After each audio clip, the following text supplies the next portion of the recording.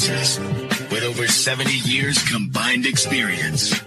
This is the Bob Ryan and Jeff Goodman podcast. Hey, everybody, it's Gary Tanguay, along with Bob Ryan. Jeff Goodman is busy covering the NCAA Tournament, so we're going to do our best to fill in for him. And Bob has a lot of thoughts on the tourney, so don't worry about that, college basketball fans. You'll get your fill. All right, we are brought to you by Prize Picks, the exclusive daily fantasy partner of CLNS Media. Pick more, pick less. It's that easy with Prize Picks. Bob, we are in foreign territory. Well, I shouldn't say foreign territory. It's been a while since the Celtics have been in a position like this. Basically, they're just cruising. They're going to win the Eastern Conference. They're going to coast right into the playoffs. So when it comes to talking to the Celtics or talking about the Celtics, what do we do now? I think it's very clear, and Joe Mazzulla has made it clear, that number one, maintenance of the fragile people, starting with Porzingis and continuing the procedure with Horford. You've got to deal with Holiday and so on. But the point is, we're also working in new people. They picked up Tillman rather than starting Hauser in this victory over Detroit on Friday night. He started Tillman and got some useful service out of him. We like what we've seen of him. He is what he is. He's not a star. He's a classic role player.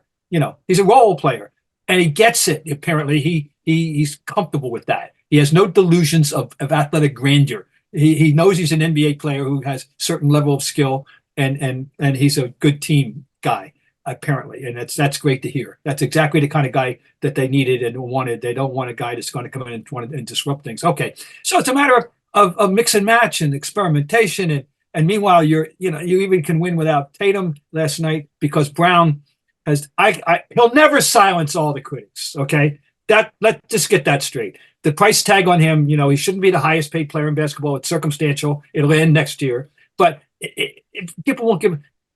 He has the can't go to his left thing and dribble into traffic. He's better. He's doing. Let's see how he does in the playoffs. But meanwhile, he's really playing well, and he's shooting great. Right. He's shooting.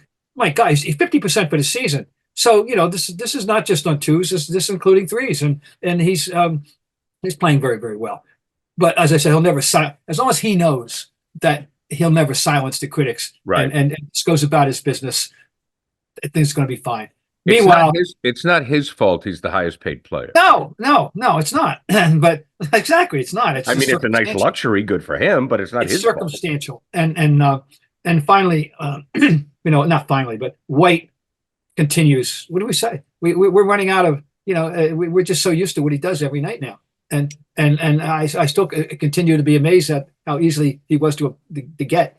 What a great move that was. I had no idea, none, that he was that good. Sure. Or anything like that. Nothing. And then but that's what Joe's going to do. Joe's going to mix and match, try things, and make sure that nobody gets over, that people get the right amount of playing time.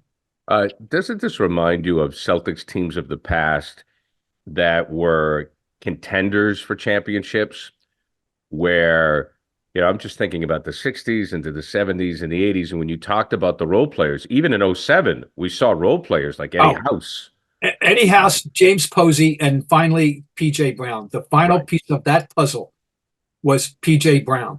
And absolutely, those three guys, if they don't do what they did, there's no championship. They were part of the whole mosaic, if you will, the whole puzzle. So absolutely. And now we have Pritchard and we have Hauser filling those roles, and the much underrated Jrue Holiday. Jrue Holiday has made himself known in a very positive way, particularly the second half of the season. They are legitimately 9 deep for sure, and that's enough. You don't need more than that, and that's fine. And I'll do the math here with Tillman. Are they 10 deep? I lost track. But they're sufficiently deep. I'll put it that way. Right.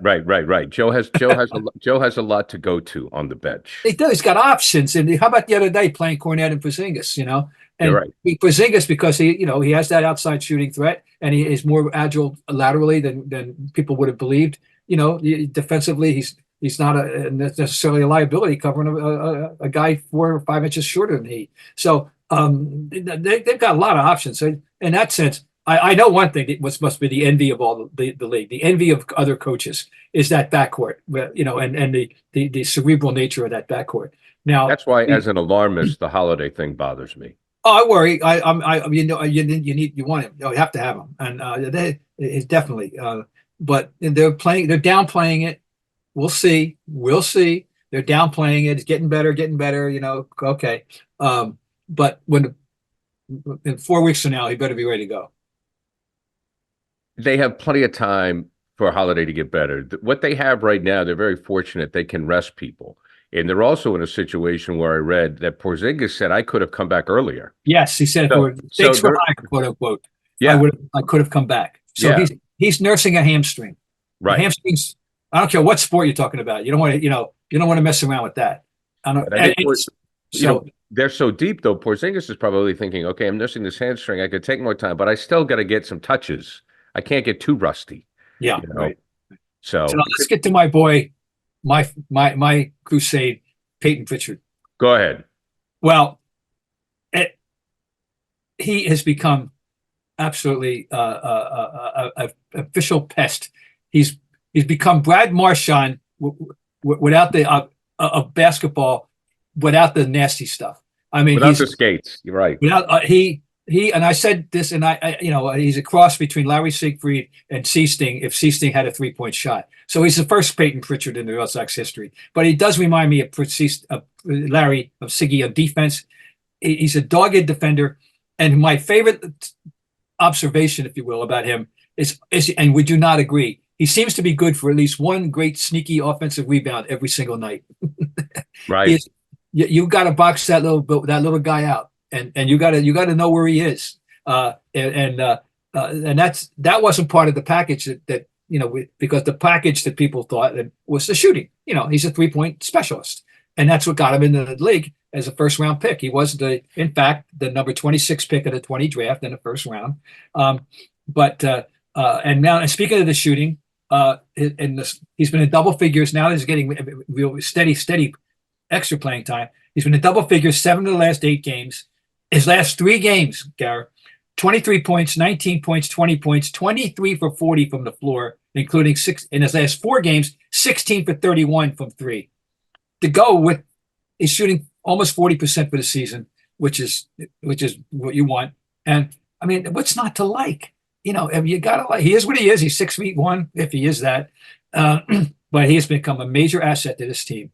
And you don't ever mind seeing him on the floor, and that'll help him get over this period with Holiday to a degree. Now they got down the road. They got a super silly road trip. A lengthy road trip coming up, and we'll see how that handles. But right now it's extraordinary. They are 6 games up in the loss over the next team in the league. I know, yeah. To be OKC, and 6 games in the loss on March 23rd over the league, not the conference.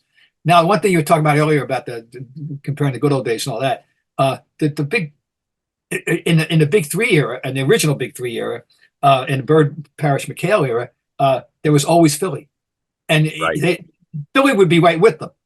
40 years ago today, Philly would be right with them. In fact, 40 years ago was the year. That's 84. So, and from 80 to 85, Philly was right with them. But there's nobody right with him right now in the conference, But Milwaukee has excuses, and I don't reasons, injury reasons, and I still don't be cavalierly dismiss them when the playoffs start. Please don't, anybody. But I never could have foreseen this kind of a spread. No, that they would spread the Eagle league. This no. We knew we were going to have a good season, but whoa, this is now. I got to remind you, the winningest Celtic team in history did not win the championship. The winningest team in NBA history did not win the championship. So this is the NBA's equivalent of the President's Cup, folks. Just get this in your head. If you buy sport, you dual sport people that know the Bruins history. Winning that, it's all well and good, and they're going to be the number 1 seed. It ain't no guarantee, and so I always say enjoy this ride. And then when the playoffs come, you put on your playoff hat and get in your playoff mode, put on your playoff face, fine. But just enjoy what you're seeing, because nobody deserves this. No fan set deserves this. Nobody does, but we were blessed to have it. Football season may be over, but the action on the floor is heating up. Whether it's a tournament season or the fight for a playoff home court, there's no shortage of high-stakes basketball moments this time of year. Get in on the excitement with Prize Picks, America's #1 fantasy sports app, where you can turn your hoops knowledge into serious cash. Testing my skills on Prize Picks this season is the most exciting way to play daily fantasy sports. If you have the skills, you can turn $10 into $1,000 with just a few taps. Prize Picks is really simple to play, and I can make my picks and submit my entry in less than 60 seconds. Download the app today and use code CLNS for a first deposit match up to $100. Use the code CLNS for the first deposit match up to $100. Pick more, pick less. It's that easy.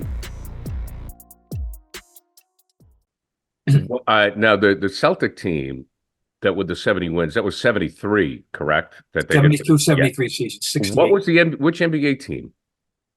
The Bulls. I mean, Warriors, 73. The Warriors.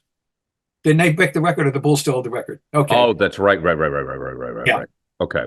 73. So they didn't win. And, you got hurt, and things happen. And the Celtics didn't win for a very simple reason. John Havlicek ran into a pick between Dave DeBusschere and Bill Bradley and messed up his shooting hand shoulder and had to play 1.5 hands the rest of the way, mostly left-handed. And they still went 7, losing a rout at home in the 7th game, by the way. And they're the best team in Celtics. They were the winningest team. Now, the next winningest team did win, 67-15. That team did win. And that, of course, is the 85-86 team. Right. And then I believe the 07-08 team was 66 wins. And, of course, we know that they did win. But the winningest team did not win. Just keep that in mind. What was it like running into a Dave DeBusschere pick? Dave DeBusschere was a tough guy. He was a standard of forward excellence in those days. And until they picked up Paul Silas as the antidote, he tormented them. Paul Silas was the kryptonite for them, for DeBusschere. Interesting, very. And he also, though, he was a combination of finesse and strength. He would have flourished in today's game. He had 3-point range. And Wow. he could have been a very good floor spreader here. Believe me. In addition to his his duties in the trenches. It's a physical game. Well, let's go out west, Bob. And I want you to give me your thoughts on these 4 teams, because it seems right now these 4 are the contenders. Yep. With the Thunder, Nuggets, Minnesota, and Clippers. And that is the order of the Western Conference standings. Yep. Break it down for me. Well, OKC is a team. It's a growth stock that we're seeing having Right. good weeks. Good returns every week. With it's a young, youth-oriented team, with a player who's having a tremendous year in Gilgeous-Alexander as the SGA now. They believe in themselves very much. But they only have a 1-game half. Well, actually, they're tied in the win, or 1 in a loss over Denver. It's Denver to beat, and I mean that with regard to until proven otherwise. They're the favorites. They're definitely the West favorites to me to come out of the West. Nothing's changed with them at all. Jokic continues to do what he does every single night. Murray, just do what he does. Okay, Minnesota's an intriguing team. They've got Anthony Edwards. I'm telling you, is doing a Michael Jordan imitation this year. I mean, he's. I'm not saying he's Michael Jordan, but I'm telling you, if you want to have a young person say, what was Michael Jordan like? You say, well, look at Anthony Edwards and turn it up a notch or two. He's having a phenomenal year. They got the big guys, Gobert and they don't have Karl Anthony Towns now. Right. And I don't know in the long run. The metrics showed that they were winning as much without him as they were with him, even though we're surprised to hear that. And Gobert is a threat. He's obviously once again making a bid for Defensive Player of the Year. I think they believe in themselves. Now the next team up, of course, we know what they're all about. They've got 3 veteran guys. The LAC, the Clippers. They got Leonard and George and Harden. Zubac is a better big guy than people realize. But he's pretty good. But it's all about those three guys, and the fact that two of them, you don't know if they're going to be able to show up every night when the playoffs come. Right. It tells you that Leonard and George are very injury prone, and the one big thing for them is that it took a while, but they finally accommodated themselves to Harden, and Harden accommodated themselves to them. He's not an easy guy to play with, I don't think, or to live with, probably. But they're going to be the proverbial tough out, I think, assuming they stay healthy. But there's no guarantee on that. They're not going to win. I will be very, very, very, very surprised if whoever comes out of the East is not staring Denver in the face. It's going to be Denver. It's going to be Denver, Boston. I think it's Denver, Boston. Yeah, and that's it. Now, let me just say this: in terms of winning a series and being annoying, the next four teams, you can make a case for all of them being in that category. Phoenix, we know what the story is with Phoenix in terms of the top heavy with Durant and Booker. I love Booker still, and Beal, but very, very thin in depth. Then we've got Sacramento, last year's darling in the playoffs, that have not rebounded well at all to it. They're 40-29. I'm better off than I thought. I love. I give mouth the soapbox every time the subject of Domantas Sabonis comes up. Oh yeah. And the Lakers, when will Anthony Davis get hurt? We'll be in the first round. Yeah, I mean, it just doesn't seem to be in the cards. No, and I don't think so. They'll have a game every now and then. They're the not. I don't know if they're the micro or the macro. That's the big picture. The big picture, and probably the macro. We have learned with great players as they get older, and they clearly are not what they were. But every once in a while, it's a way back. It's a throwback night. Right. Larry had those. That's the way Larry's last couple of years were. Every couple once in a while, like he had a 46-point game against Portland on Sunday. Where'd that come from? Because he hadn't been doing anything like that. And they've got a team like that. And they could be a team like that. And Golden State, the same thing. Nobody thinks they're going to win, but to borrow one of my own favorite phrases, nobody's going to go into a series with them saying, "Oh, goody, we're playing the Warriors." Right. You're going to, and the Warriors have quietly developed two young players, Kuminga and the guy I mean with the tongue twisting Polish name. I can't figure his name already. The rookie, and but that's something that they've been dying for a couple of years, is find some good. They thought it was going to be Wiseman. Well, it wasn't Wiseman, but it turns out it's Kuminga and it's Brzezinski, whatever. I'm sorry. Forgive me, everybody out there, for butchering this young man's name. I got to do better. I got to do better than that. I'll get it down. And then that's it. After that, no. It's so they're going to be. There's a potential for some interesting moments for those other teams, but I will be totally amazed if it's not Denver. I think so at the end of the day, and that's going to be, the Celtics had. Tatum did the one thing that Celtics fans, I think, can sit back and maybe relax a little bit, because Denver still scares the heck out of me, is that Tatum didn't have good games against them. So yeah. It's a small sample size. Now, two games, and one was a 2-point game, and then the other one they could have won as well, and we know that. But just Denver's for real, and he is an amazing player. Period, and it's. And I will look forward to it. I just love watching him play and see how he gets it done. So and I don't even have to say who that is, the big guy. You want to look into the mystery of that is Zion Williamson. Well, Zion Williamson, yes, has been playing very well. And then suddenly last night they did win, but McCollum went off at 30-31, I believe. And they win, and Ingram's hurt. I hadn't been paying attention to realize that. But they win the game anyway, but he had played 24 minutes at 4 points. And and as soon as I saw that box score, I said, "Oh my God," because you're always ready for him to get hurt. And I went recap and just said he didn't say anything about injury. So just a weird night, for him. But he's had nights lately when it's everything that people thought he could be, and Sure. which is a whole package, triple double kind of guy. I always remember when he was a senior, when he was the one year he played at Duke, that the greatest play I saw him make all year was a pass.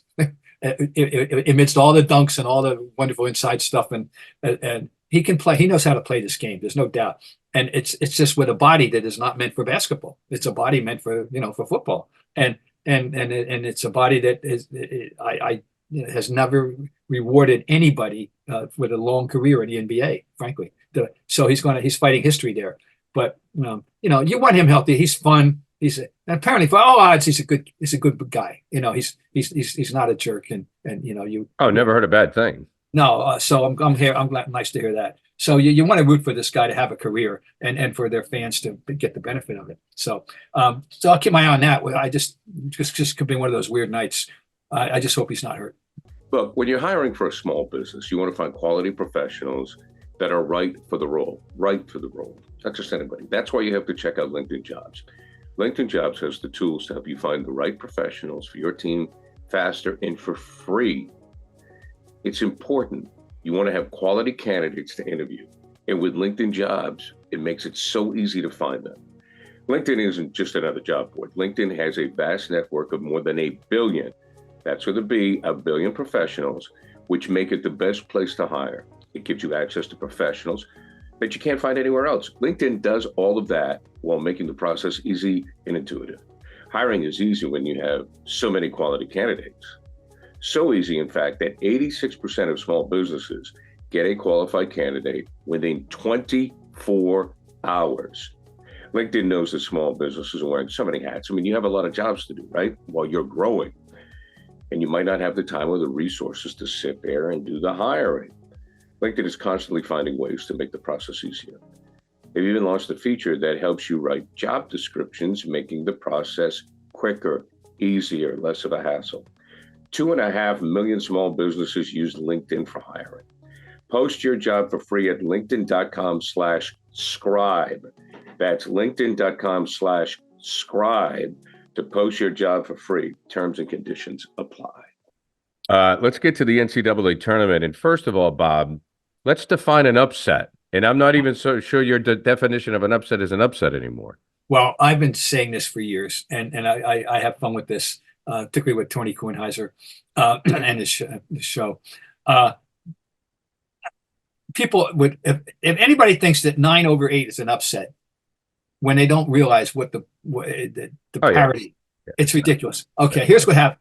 In my opinion, true upsets start at 4-13. Right. Historically, 12-5 has been the one where you go, and in the last few years it hasn't. However, here's the summation of yesterday of the first round. Okay, the first round's over now. Okay, we have a 3-14 Oakland over Kentucky. We have a 4-13 Yale over Auburn. We have 3 5-12s this year, 3 12s over 5s. Grand Canyon over St. Mary's, San Diego State over UAB, James Madison, watch out, over Wisconsin. We have 3 11s over 6s, which shouldn't surprise me at all. Duquesne over BYU, NC State over Texas Tech, and Oregon over South Carolina. We have 1 10 over 7, Colorado over Florida. Oh, and then in the dreaded 8-9, oh my God. Some people would think that we had 3 upsets. Number 9, Northwestern over number 8, Florida Atlantic. Number 9, Michigan State over number 8, Michigan State. And number 9, Texas A&M over Nebraska. Sum total, if you think that those are all upsets, that's a total of 1, 2, 5, 6, 9, 12 upsets. No, we have 2 upsets. 2. Yale over Auburn at 4-13 and Oakland over Kentucky at 3-14. Everything else is not an upset. It's just the NCAA tournament, period. The parity, particularly this year, a year when we had 4 different teams as a number 1 team at some point in the season, when the number 1 team the best team in the country has 3 losses, and that's UConn. It's that kind of year, and so forget about that nonsense. So I just like to have fun with that, and it's that there's 2 upsets yesterday, and they were whoppers over the 2 days. I mean, Oakland over Kentucky, and then Yale over Auburn. I love that. Yale took a punch in the mouth to start, and they said, "Okay, I thought they were done. I didn't think they were coming back." They said, "Okay, is that it? You done?" and then we're going to play. And they played. And then they fell behind again a second time. I know. And they came back. And good for them. That's really nice for them. Yeah, I didn't think they were going to by the way, but they did. James Jones has been there now quite a while. And his brother Joe is the BU coach. And I'm wondering, because we're talking about 500 career wins total, I'm wondering if they're the greatest winningest brother combo in NCAA Division I history. I'm going to throw that out there. I wouldn't even know how to begin to research that, but someone could. So that's a challenge for our audience. I want somebody to find out for us if they're the winningest brother combo in NCAA Division I history. James Jones at Yale and Joe Jones at Boston University. Hit Bob up on Twitter.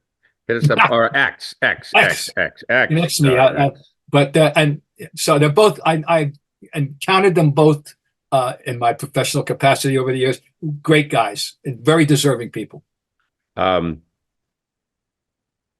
It seems to me that the NCAA tournament is thriving despite the premature prediction of its demise once guys were going to the G League or straight to the pros. A lot of people, and there are people out there say, well, the talent is diluted. That's the game. The teams aren't as good as they once were. And we really haven't had a truly great team since the Florida back-to-backs in 06, 07. That was a juggernaut. 3 guys the front and the forwards. For the front line was Noah, Horford, and Corey Gaines. And the backcourt was solid. And they won back-to-back. And, of course, Noah famously came back and for senior year, second year, and rather than turn pro. Anyway, the tournament remains the tournament. It's still, and by the way, the big interesting thing on Saturday at 3:00 were the TV sets be tuned to your pick of NCAA best men's games, or would the TV sets be tuned to Caitlin Clark against the Crusaders of Holy Cross? Yes. And I'll tell you right now, I'm sign me up for. I'm going to start out for sure. I'll flip, but my anchor is going to be until if a game gets out of hand. Okay, fine. But I'm checking in with Caitlin Clark and Holy Cross. If only because. And I'm sure our colleague Dan Shaughnessy will be as well. Oh, absolutely. It was nice to see in the Boston Globe that Mr. Shaughnessy is well on his way back to being 100%.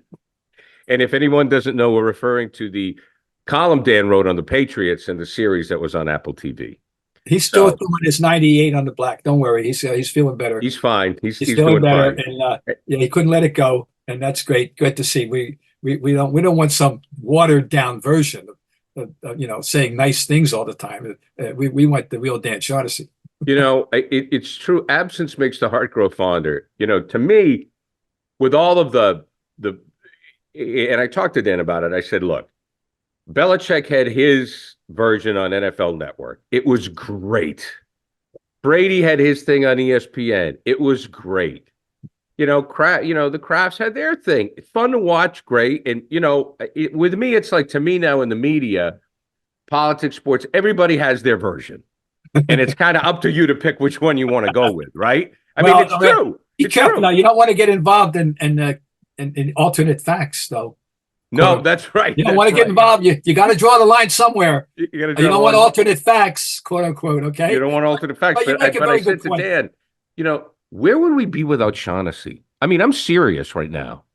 I mean, there's nobody that does what he does. Dan, he's like our watchdog.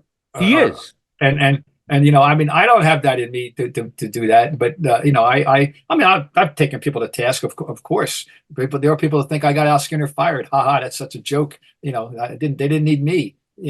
And that's fine. But no, Dan, he has a vision of what a columnist should and ought to be, and he's a wonderful writer.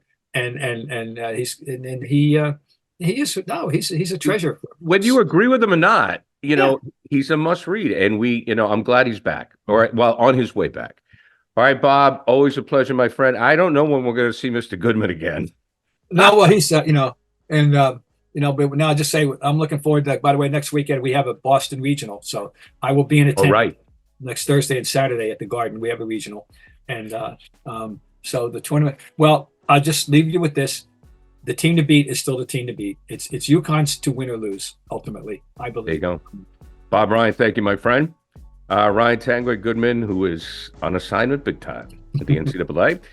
Brought to you by Prize Picks, the exclusive daily fantasy partner of the CLNS Media Networks. Pick more, pick less. It's that easy with Prize Picks. Bob, until next week. All right, good, Gary. We'll talk.